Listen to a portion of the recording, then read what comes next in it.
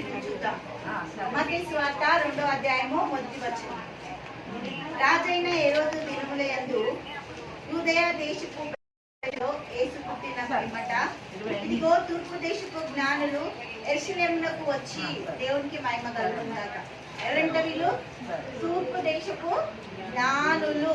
మనకి ఎంతమందిని చూపిస్తారు? ముగ్గురునే చూపిస్తారు. కానీ వీళ్ళు ఎంతమంది వచ్చిందంట? జ్ఞానులు. అంటే చాలా మంది వచ్చిండు. దేవుడికి మహిమ కలుగుతుందాక. మనకు మాత్రము సామ్రాణి బోళము అవి పట్టుకొని వచ్చే వాళ్ళని మాత్రమే చూపిస్తారు. కానీ వీళ్ళ వెనకాలంట చాలా మంది సైన్యమే బయలుదేరిందంట. దేవునికి మహిమ కలుగుతుందాక. వాళ్ళు నక్షత్ర శాస్త్రము మేఘ శాస్త్రము తెలుసుకున్న వాళ్ళంట. వాళ్ళు ఏం చేసినా కూడా ఫస్ట్ రోజులు సంవత్సరాలు కనిపెట్టే వాళ్ళు. వీళ్ళు విజ్ఞానులు ఏం చేసిందంట, యేసుక్రీస్తు ప్రభు పుట్టగానే వాళ్ళకి వచ్చిన సందేశాన్ని బట్టి బయలుదేరితే వాళ్ళు యేసుక్రీస్తు ప్రభు దగ్గరికి వచ్చే వరకు 2 సంవత్సరాలు పట్టిందంట. ఎందుకు 2 సంవత్సరాలు పట్టింది అంటే 2 సంవత్సరాల వయసు ఉన్న పిల్లల్ని హేరోదు చంపేయించడానికి అక్కడ కారణాన్ని బట్టి మనకు 2 సంవత్సరాలని తెలుస్తుంది. దేవుడికి మహిమ కలుగును కాక. ఈ యొక్క క్రీస్తు ప్రభుని వెతుకుంటూ వాళ్ళ ప్రయాణం అంతా కూడా జ్ఞానులు చాలా నెలల పాటు చేసిందంట.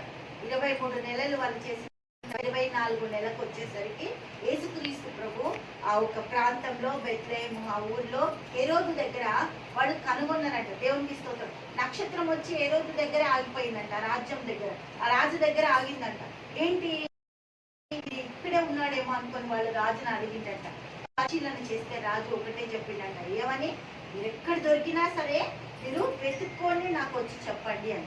కానీ రాజు దురుద్దేశంతో చెప్పిండట. చెప్పలేడంట.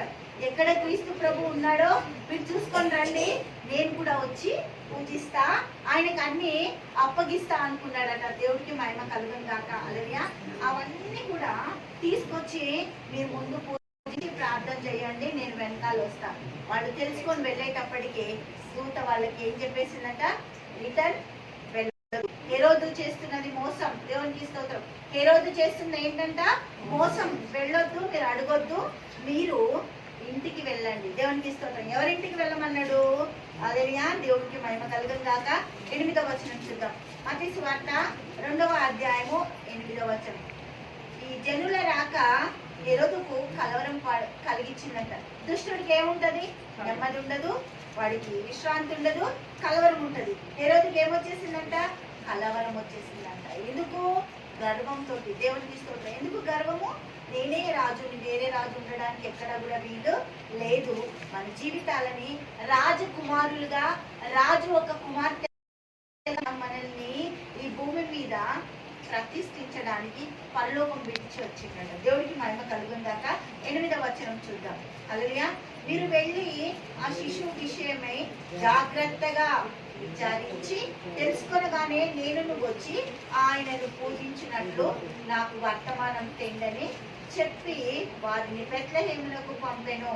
వారు రాజు మాట విని బయలుదేరి పోవుచుండగా ఇదిగో తూర్పు దేశపు వారు చూచిన నక్షత్రములు ఈ శిశువు ఉండిన చోటు మీదుగా వచ్చి నిలుచు వరకు వారికి ముందుగా నడిచెను. దేవుడికి మహిమ కలుగును గాక. వాళ్ళు వచ్చి వాకిట నిలిచే వరకు కూడా నక్షత్రాలు. అందుకే నక్షత్రము యాకోబులో ఉదయించిందంట. అలాగే దేవునికి మహిమ కలుగును గాక. ప్రవక్త ఆయన ఏం చేస్తాడంటే ప్రవచిస్తాడు. నక్షత్రం ఎక్కడ పుట్టిందంట? యాకోబులో ఉదయించిందంట. వాక్యము యాకోబు దగ్గరికి పరిగెత్తు. ఈరోజు నీ దగ్గర నా దగ్గర ఉండడానికి యాకోబుకి ఇచ్చిన కారణమే నీకు నాకు ఆయన వాక్యాన్ని ఇచ్చింది. దేవుడికి మహిమ కలుగును గాక. 10వ వచనం చూద్దాం.